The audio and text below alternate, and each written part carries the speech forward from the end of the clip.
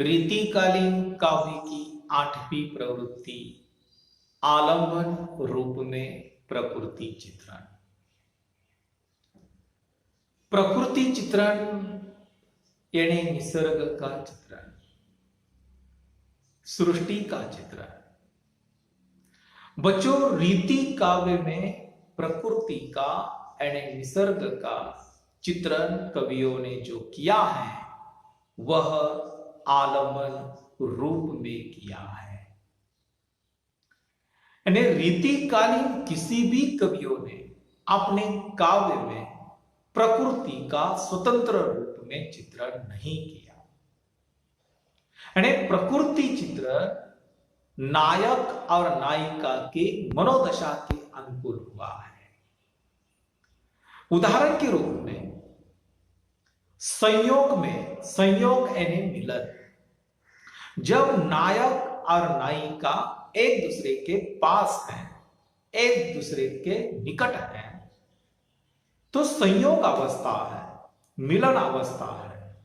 ऐसे समय में प्रकृति का अत्यंत मोहित करने वाला रूप काव्य में चित्रित हुआ है। और वियोग पक्ष में, वियोग यानी विरह पक्ष में, जब नायक और नायिका एक दूसरे के पास नहीं है, एक दूसरे के करीब नहीं है, वे एक दूसरे से बहुत दूर है, उस समय वियोग अवस्था यानी विरह की अवस्था होती है। और वियोग अवस्था में प्रकृति का वर्णन एक जलाने वाला रूप दिखाई देता है। प्रकृति चित्रण करते समय रीतिकालीन कवियों ने षट ऋतु वर्णन, षट ऋतु यानी 6 ऋतुओं का वर्णन किया है। 12 मासा का वर्णन किया, 12 मासा यानी 12 महीनों का वर्णन भी किया है। पावस यानी वर्षा ऋतु में प्रेमी प्रेमिका के मिलन के अवसर पर कवि का मन खूब रमता हुआ सा दिखाई देता है। यानी रीति कवि की नायिका को विरह काल में या विरह के समय में शुभ्र चंद्रमा भी कसाई का काम करता हुआ दिखाई देता है। यानी रीति काल के प्रतिनिधि कवि बिहारी ने एक एक दोहे में एक एक वस्तु का वर्णन किया है। रीतिकालीन काव्य की 9वीं विशेषता है नारी चित्रण। नारी यानी स्त्री का वर्णन, स्त्री का चित्रण। बच्चों, रीतिकालीन दरबारी राजाश्रित कवियों ने नारी के केवल सूक्ष्म और विलासी रंगीले भड़कीले चित्र काव्य में चित्रित किए हैं। यानी रीति कवि के सामने नारी का केवल एक ही रूप था और वह रूप था एक प्रेमी का, एक विलासिनी का, बस बाकी कुछ नहीं था। रीतिकालीन कवि के लिए नारी एकमात्र भोग की वस्तु थी, भोग विलास का साधन थी, मनोरंजन का साधन थी। वैसे देखा जाए तो नारी के अनेक रूप होते हैं। नारी गृहिणी है, नारी पत्नी है, नारी जननी है, नारी देवी है, नारी भगिनी है। आदि रूपों पर रीति कवि का ध्यान बिल्कुल नहीं गया। रीतिकालीन कवि केवल नारी के शरीर का यानी ऊपरी सौंदर्य का चित्रण करता रहा, आंतरिक सौंदर्य का भी चित्रण उन्होंने कभी नहीं किया। उसकी आत्मा जो है, उस आत्मा के सौंदर्य का भी चित्रण रीतिकालीन कवियों ने अपने काव्य में नहीं किया। यानी नारी के सामाजिक जीवन का वर्णन रीतिकालीन साहित्य में बिल्कुल नहीं हुआ। रीति कवि का दृष्टिकोण अत्यंत संकोचित रहा है। नारी के अंग का वे वर्णन करते रहे, नारी सौंदर्य का वर्णन करते रहे, नक्शी का वर्णन करते रहे। नारी केवल एक भोग मात्र वस्तु के रूप में उसका चित्रण किया, एक प्रेमिका के रूप में ही चित्रण किया गया है। रीतिकालीन साहित्य की 10वीं विशेषता है प्रतियोगिता और पांडित्य प्रदर्शन की भावना। प्रतियोगिता शब्द का अर्थ होता है स्पर्धा, स्पर्धा यानी प्रतियोगिता, और पांडित्य प्रदर्शन की भावना। बच्चों, रीतिकालीन कवि का जो व्यक्तित्व है, उस व्यक्तित्व को देखा जाए ना, उसमें 2 या 3 तरह का व्यक्तित्व दिखाई देता है। एक आचार्यत्व और कवित्व के साथ साथ उसमें प्रतिस्पर्धा की भावना भी प्रमुख रूप में थी, या प्रतिस्पर्धा की भावना दिखाई देती है। वैसे देखा जाए तो रीति काल के जो राजा थे, महाराजा थे, बादशाह थे, मुगल सम्राट थे, उनमें ही प्रतियोगिता की भावना थी, स्पर्धा की भावना थी। वही भावना उनके आश्रय में रहने वाले कवियों में भी दिखाई देती है।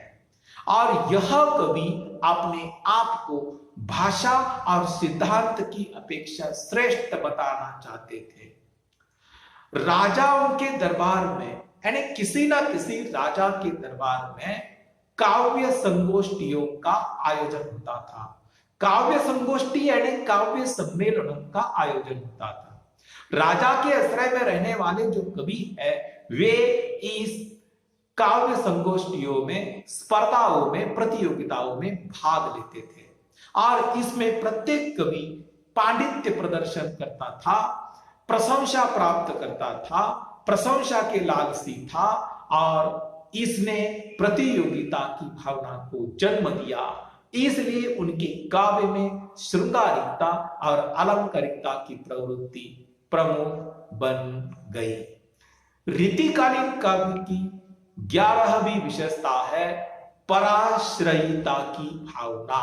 पराश्रयिता शब्द का अर्थ होता है दूसरों पर आश्रित रहना। वैसे देखा जाए तो रीति काल का कवि और रीति काल का समाज, यह दोनों भी पराश्रयित है। रीति काल का समाज अपने राजा या बादशाह पर आश्रित था। रीतिकालीन समाज का संपूर्ण जीवन अपने राजा पर आश्रित था। रीतिकालीन कवि का जीवन अपने आश्रयदाता राजा पर आश्रित था। उसी के साथ साथ आश्रयदाता की कृपा दृष्टि पर सब कुछ चलता था। रीतिकालीन कवि द्वारा वर्णित जो समाज तथा उसके काव्य साहित्य ज्ञान पर भी पराश्रयिता की छाप दिखाई देती है। काव्य में भी रीति काव्य कवि यानी रीति काल का कवि, यह संस्कृत कवियों या आचार्यों पर आश्रित था। रीति काल में जितने भी हिंदी काव्य शास्त्रीय ग्रंथ लिखे गए, वे सारे के सारे काव्य ग्रंथ या काव्य शास्त्रीय ग्रंथ यह संस्कृत कवियों पर आश्रित है, या संस्कृत काव्य शास्त्रीय ग्रंथों का आधार लेकर हिंदी में काव्य शास्त्रीय ग्रंथ लिखे गए हैं। इसका अर्थ यह होता है कि रीति काल का कवि और रीति काल का समाज, इनमें पराश्रयिता की भावना दिखाई देती है। रीतिकालीन साहित्य की 12वीं विशेषता है विविध मुखी साहित्य। बच्चों, रीति काल का साहित्य एक नवीन प्रकार का साहित्य है। रीति काल भारतीय संस्कृति और साहित्य का विकास काल है, और इस युग में ज्ञान संग्रह के रूप में अनेक नवीन नवीन विषयों से संबंधित ऐसे ग्रंथ मिलते हैं जिनमें ज्योतिष शास्त्र, राजनीति, पाक शास्त्र, संगीत शास्त्र, काम शास्त्र आदि का वर्णन इन ग्रंथों में मिलता है। यानी वैसे देखा जाए तो रीति काल में श्रृंगार का साहित्य, अलंकृत साहित्य, प्रेम का साहित्य, रूप सौंदर्य का साहित्य, ज्योतिष शास्त्र, राजनीति, काम शास्त्र, संगीत शास्त्र, काव्य शास्त्रीय ग्रंथ, कई प्रकार का साहित्य रीति काल में लिखा गया। यानी विविध मुखी साहित्य रीतिकाल का साहित्य है, इसीलिए तो उसे रीतिकाल का साहित्य, एक नवीन प्रकार का साहित्य कहा जाता है। रीतिकालीन साहित्य की 13वीं विशेषता है वर्णन शैली तथा रीति कवि का व्यक्तित्व। बच्चों, रीतिकालीन कवि के काव्य में, रीतिकालीन कवि के काव्य में मध्यकालीन यानी मध्यकाल यानी भक्तिकाल, भक्तिकालीन साहित्य की वर्णन शैली का उन्होंने आश्रय लिया है। यानी इस शैली में प्रकृति वर्णन, क्रीड़ा, पशु पक्षी आदि का भी वर्णन मिलता है। कवि बिहारी के बिहारी सत्सई नामक ग्रंथ में ज्योतिष, पुराण, गणित, नीति आदि संबंधित कई दोहे मिलते हैं, कई उक्तियां मिलती है। यानी कवि की शैली उनके व्यक्तित्व को व्यक्त करते हैं। यानी इन कवियों की रचनाएं मुक्तक रूप में व्यक्त हुए हैं। रीतिकालीन साहित्य की यानी काव्य की आखिरी विशेषता, 14वीं विशेषता जीवन दर्शन। दर्शन का अर्थ होता है आदर्श। रीतिकाल का जो साहित्य है या रीतिकाल का जो काव्य है वह मनुष्य जीवन के लिए कितना आदर्श है। रीति काव्य की सबसे प्रमुख विशेषता जीवन दर्शन मानी जा सकती है। इसका कारण यह है कि रीति कवियों ने अपने समय का मनुष्य जीवन और यवन, यवन यानी तारुण्य, मनुष्य का और उसके तारुण्य का वास्तविक वर्णन किया है। यानी रीति कवि का जो जीवन दर्शन है वह एक सीमित कटघरे में बंधा हुआ है, एक मर्यादित है। यानी जीवन का केवल उन्होंने अपने काव्य में रमणीय, सुखी, प्रसन्न, प्रेम का ही वर्णन किया है। यानी रीति कवि ने देखा है कि मनुष्य जीवन में प्रेम, सुख, प्रसन्नता, रमणीयता आदि ही महत्वपूर्ण हो सकता है और उसी का ही वर्णन उन्होंने अपने काव्य में किया है। इसलिए जीवन के केवल श्रृंगारिक पक्ष का ही वर्णन यह कवि कर सका।